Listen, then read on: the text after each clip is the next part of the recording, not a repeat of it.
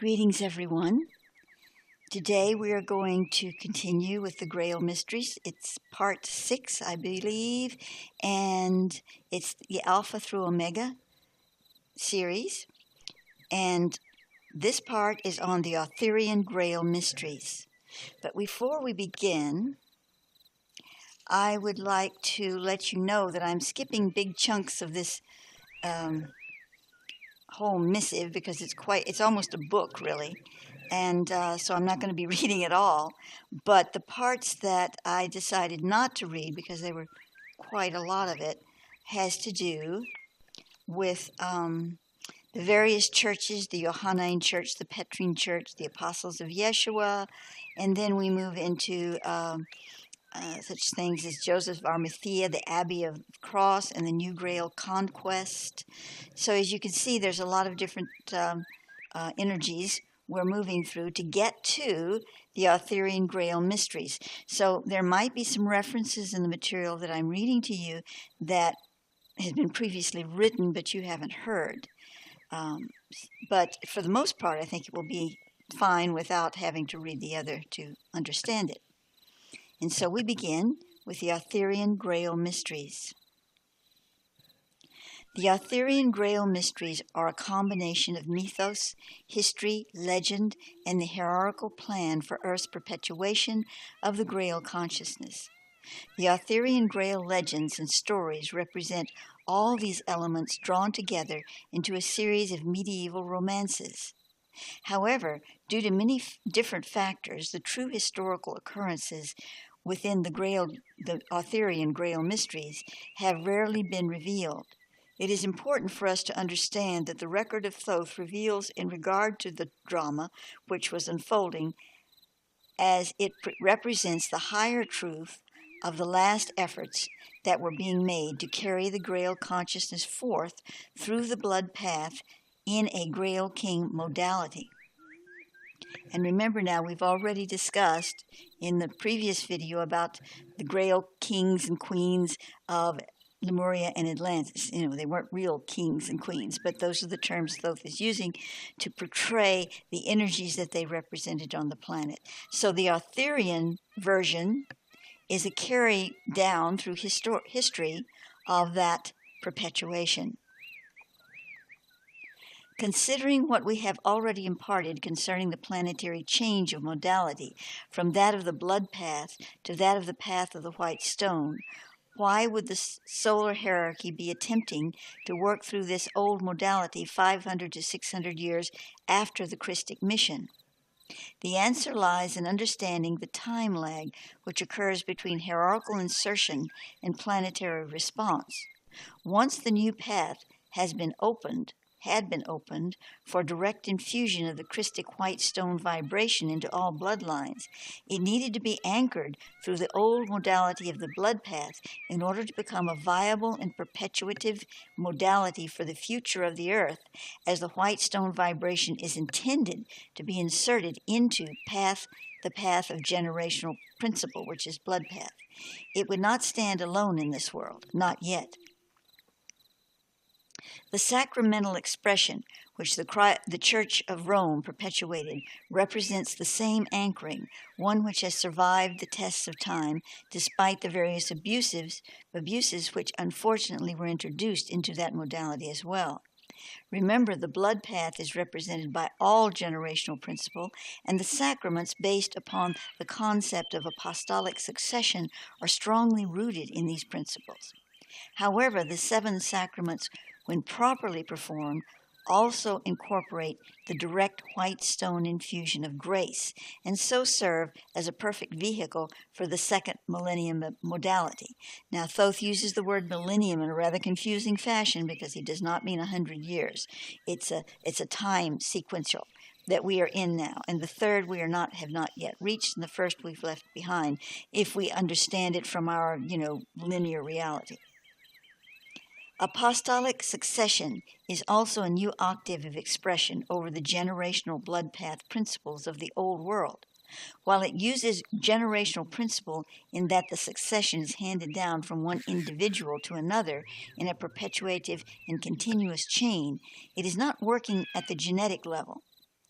While the latter may be true in some instances, the concept is not based upon it. Thus, it represents the passing of light codes and spiritual energies from one individual to another, originating from Yeshua himself. Thoth indicates this is a true Metatronic principle. What has been done with it is another story. What has been done with it is another story.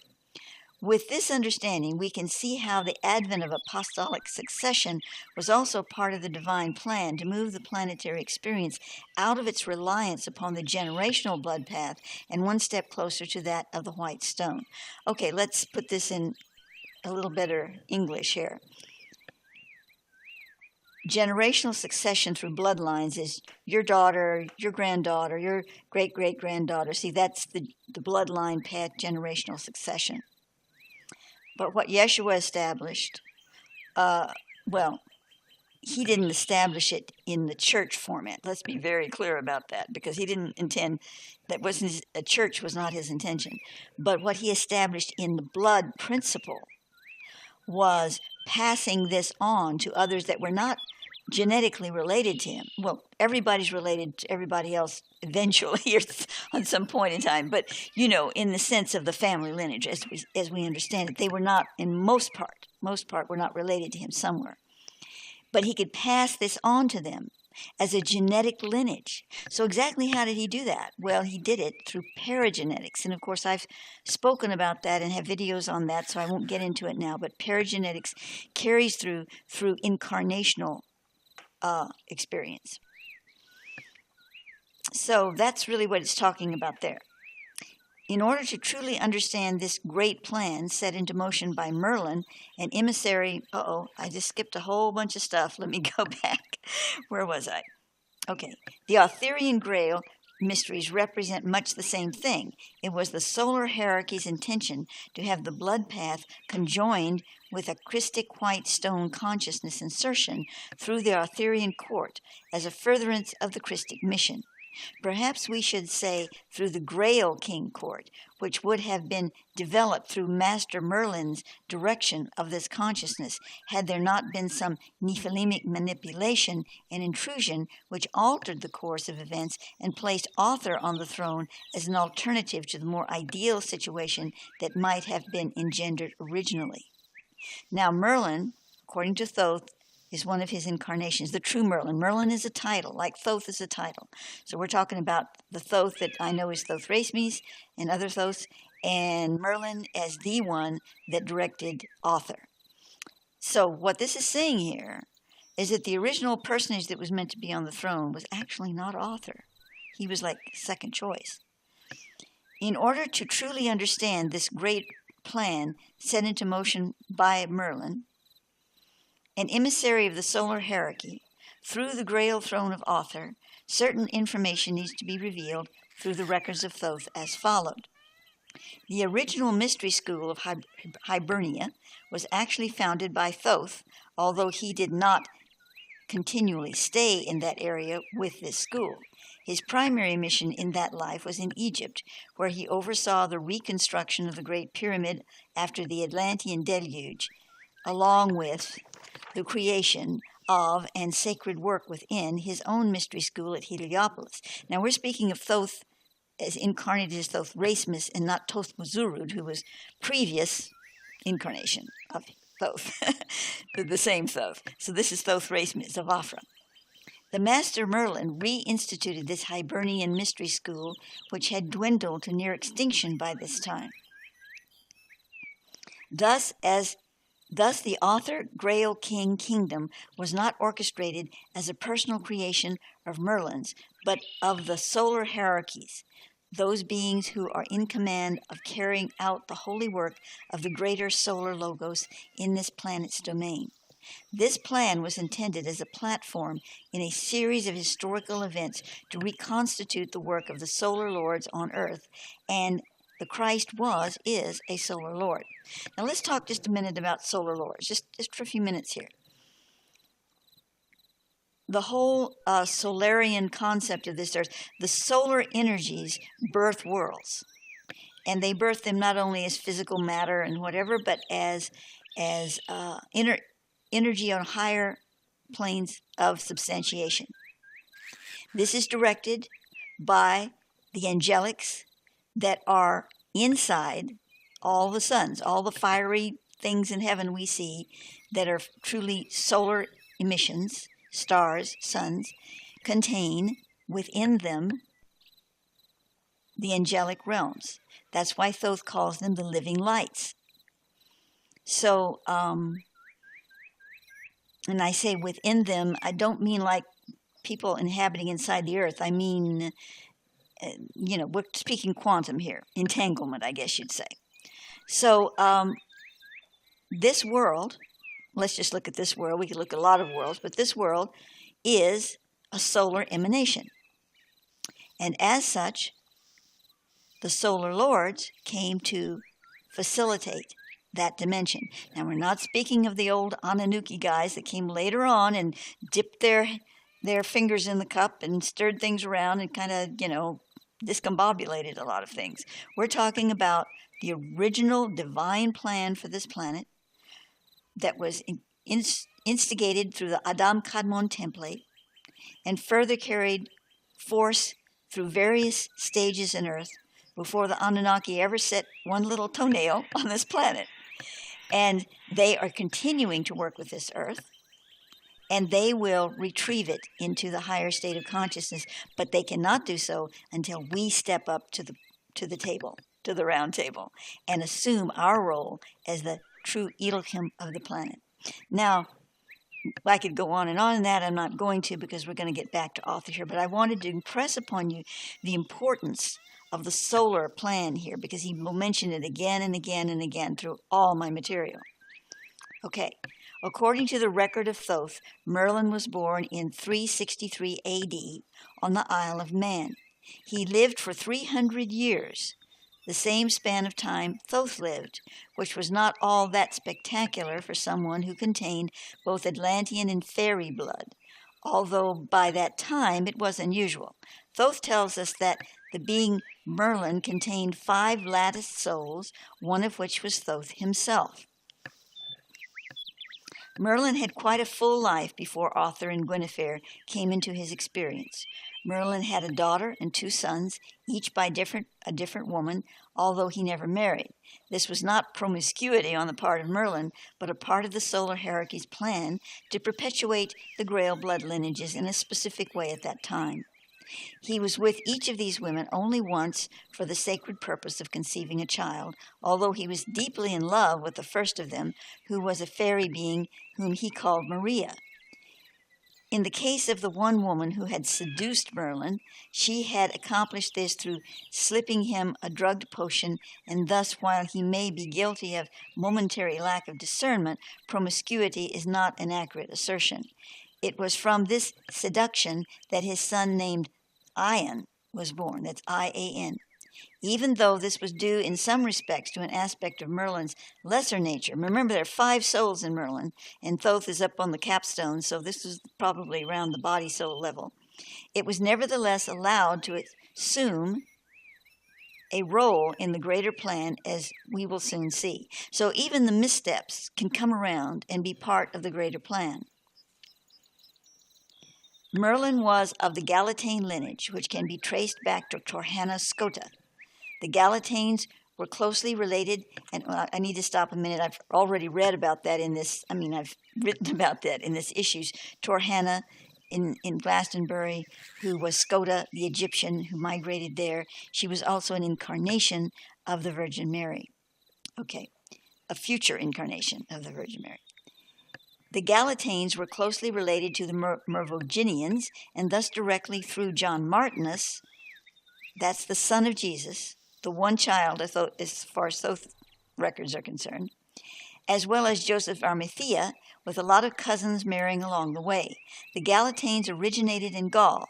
The original plan had been for Merlin's grandson Murith, who of course was also the Galatane lineage, to ascend the Grail throne.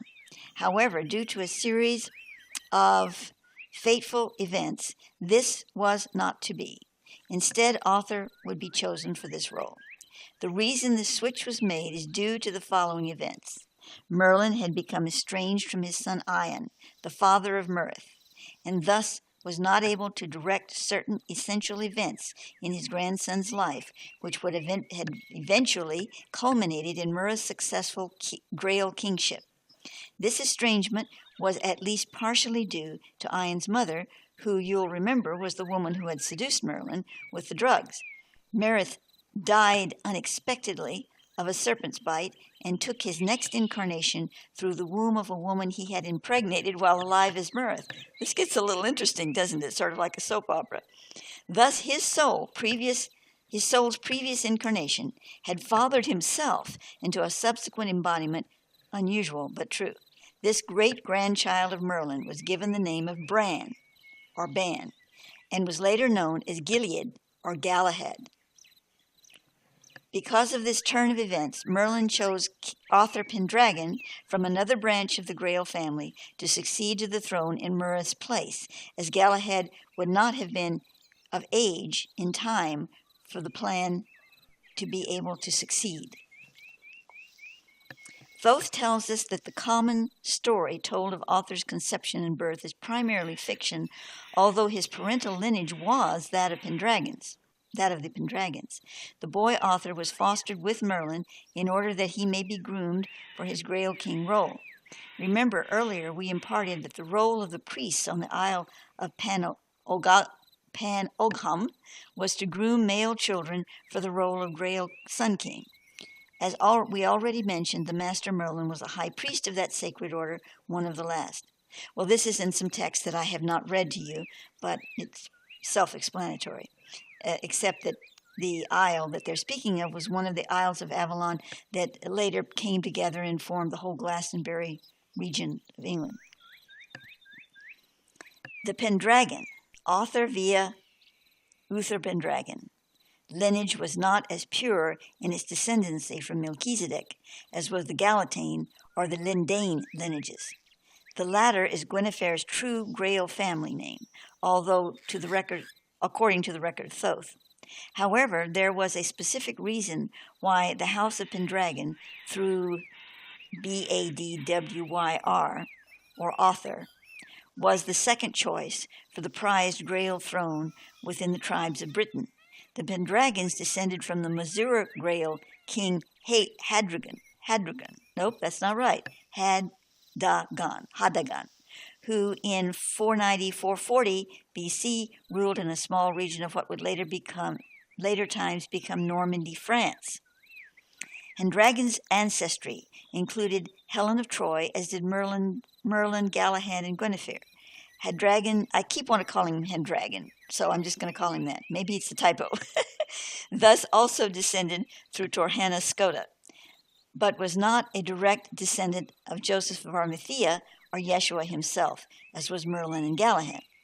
I know this gets a little confusing, but this is historical lineage that we're talking about here. In a battle against his brother Mariel, who was another Grail king, Hadagan stole a sword rightfully in Mariel's keeping. This sword had been crafted in Hibernia centuries before, and in its hilt was set one of the crystals originally given by Lord Melchizedek to his Grail bearers, his relations in Lemuria, who began the Grail families of Atlantis. This sword had passed from generation to generation, eventually into the hands of Mariel. When Hadagan killed his brother in battle, he claimed the sword as his own rather than giving it to Mariel's son, Morris. Through this double act of treachery, Hadagan severely altered the intended Grail path of Melchizedek through this lineage. The soul of Melchizedek, who is the soul of Thoth, as you'll remember, was intended to have incarnated through Morris's line, who would have by then united with a branch of the Grail tree in Yeshua's direct lineage. Because of this treachery on Hadagan's part, Morris could not fulfill his role and thus left his incarnation earlier than intended. Once Hadagan had the sword in his possession, he was able to empower himself through this talisman, and the Grail presence poured into his descendants more powerfully than it would have otherwise. This would seem to be a reward for evil, but one must understand that the Lord Melchizedek had set such a powerful program into motion that even if forces of darkness infringed upon it, those very forces would be charged to carry the light.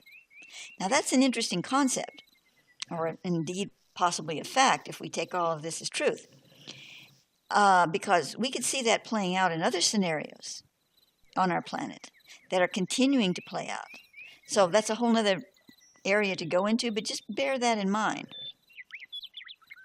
That even the powers of evil, if they trip us up, and take the sacred objects, which are actually energy, that's an entanglement with the program that was elicited and put into the, embedded into the objects, and the believer believes it and dances with it, even if they're, not aligned to it spiritually, they can perpetuate it. And yet, it's like a boomerang. It comes back to the spiritual owner. So they can still serve the purpose. Look at Hitler really wanting to get his hands on the sword of Longinus. He invaded Austria ahead of time so he could get, and he went straight to the museum to get that sword, that spear. It didn't do him much good, did it? But, there's a whole other story to that I won't go into. But that's the principle there.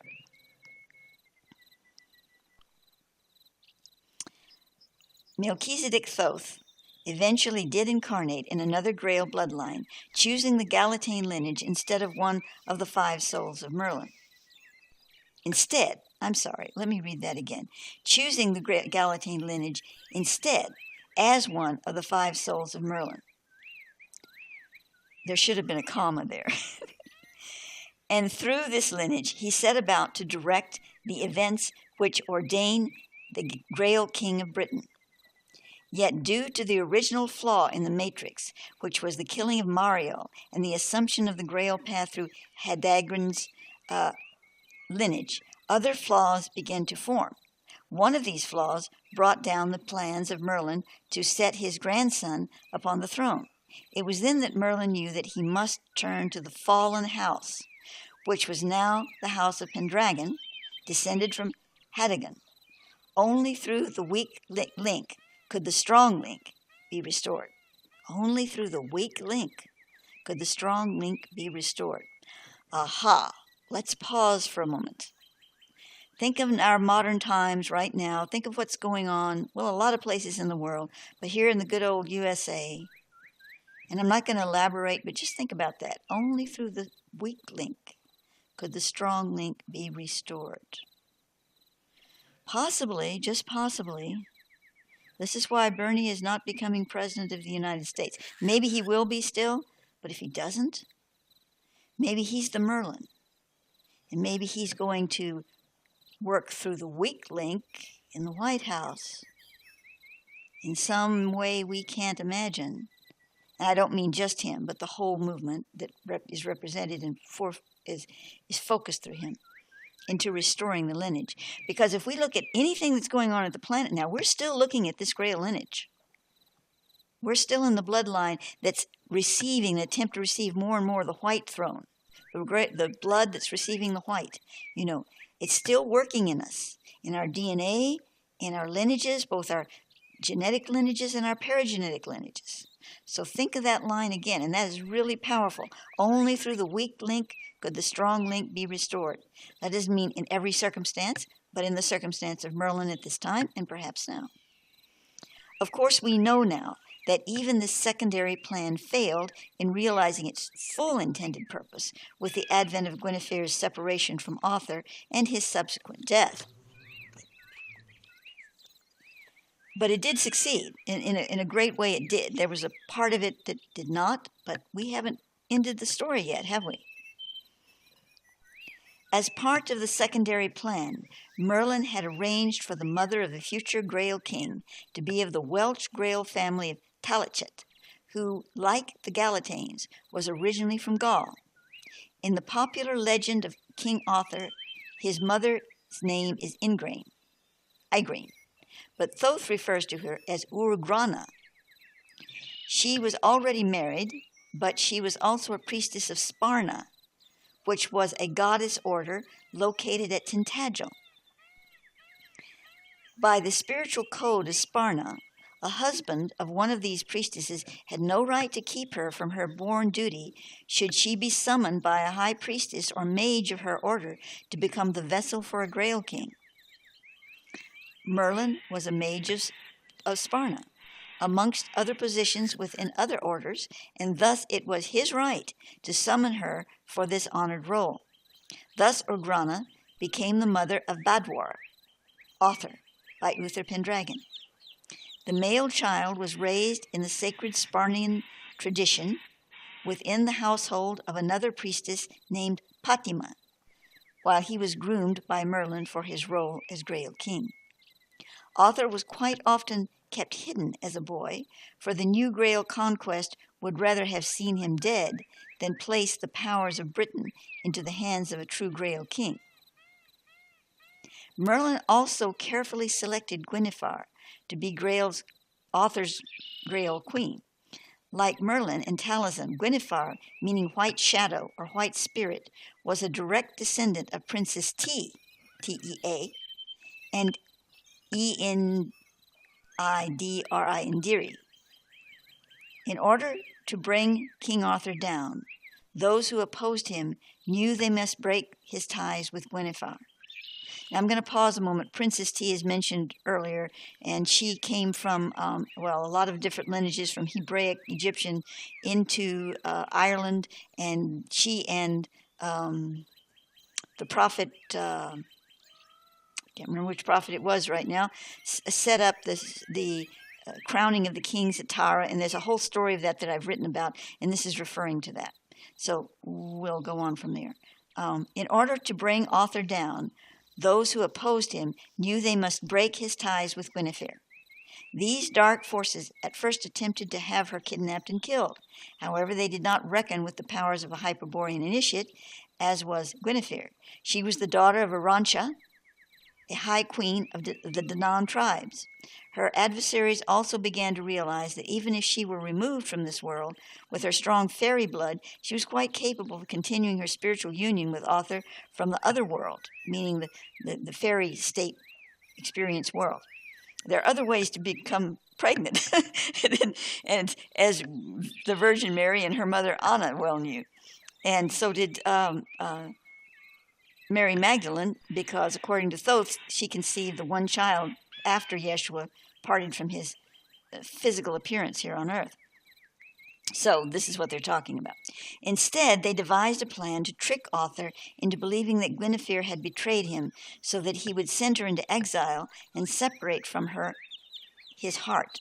This would utterly break the spiritual connection between the two, and Arthur himself could then be destroyed. After Arthur sent Gwynnefer away, she returned to her people in Ireland, where she remained until her death. There was a papal decree, Thoth concurs with this aspect of the legend, that allowed Gwynnefer to keep her title as queen, but she and Arthur never reconciled their differences outwardly while in those incarnations. After Arthur was killed in the Battle of Camelon in the year 537 A.D., Gwynnefer remarried a Druid prince by the name of Cormagtha, and from this union they produced a daughter named Emilia, born when Gwynnefer was 41. Emilia eventually married an individual named Damon and gave birth to their child, Urala, a female, at the age of 16. That's when she gave birth to Urala. Urala produced a son through her relations with a fairy being named Jatral when she was aged 30, whose name was Taliesin. Of course, we know about Taliesin in the legends and the true history. It was Gwynnefer who had informed Merlin of the location of the Harp of David, a treasure from the days of Atlantis, which was incidentally brought to Ireland by Princess T.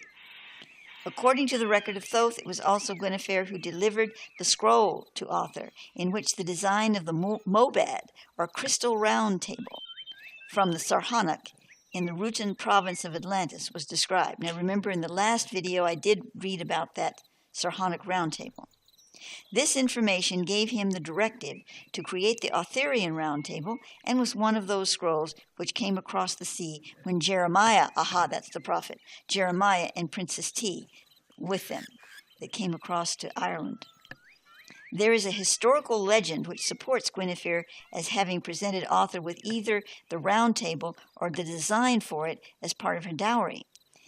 In the fictional Pendragon series of books by Michael Lawhead, Guinevere is portrayed as an Irish princess who presents an ancient scroll containing the blueprint for the Round Table to Arthur for his dowry. However, the Pendragon trilogy places Taliesin as Merlin's father and an Atlantean princess as Merlin's mother, which does not correlate with the record of Thoth.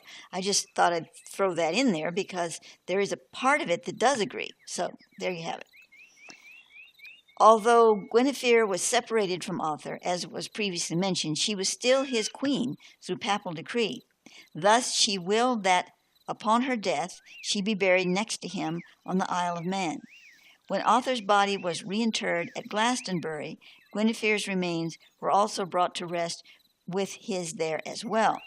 Guinevere had truly loved Arthur and had seen a great destiny to be fulfilled by his side.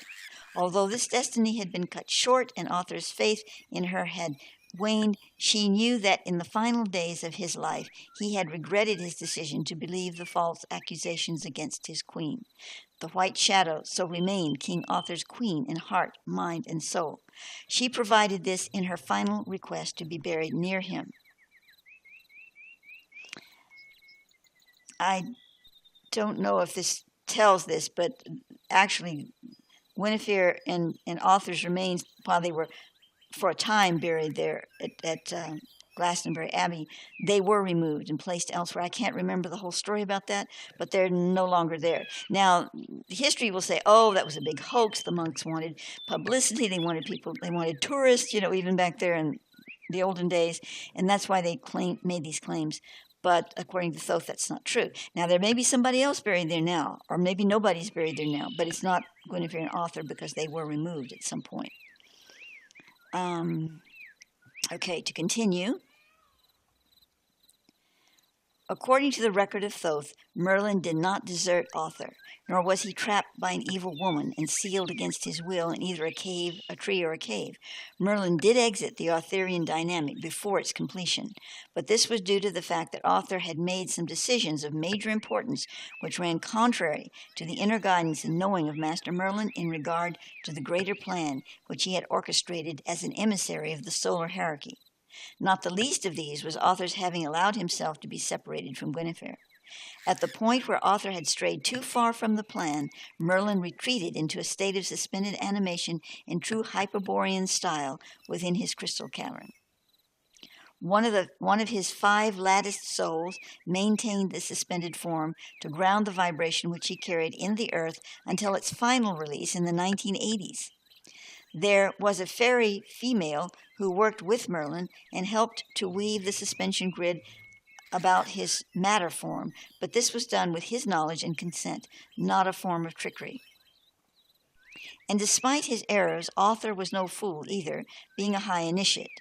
Thoth said that King Arthur, or Articus, he's been called a lot of things in this text, had not only been groomed by his Grail Sun King role through the sacred order of Pan Ogam, but had also journeyed to Fortingal. As a Grail King, he was required to undergo initiation there and to perform kahil at Fortingal every 10 years, which was a homage or pledging to the Sangreal, or Holy Grail Cup, Holy Blood Cup, through the holy blood of his ancestors. Now, this on Arthur continues. And what I'm going to do is I'm going to separate it into 2 videos because I know a lot of you have other things to do and you are, would like to continue later. So that's what I'm going to do. I'm going to stop this video, but right while I'm sitting here, I'm just going to continue with a new created version, another one, a second one. So this is part 6A, and we're going to do next part 6B. So here we end this one.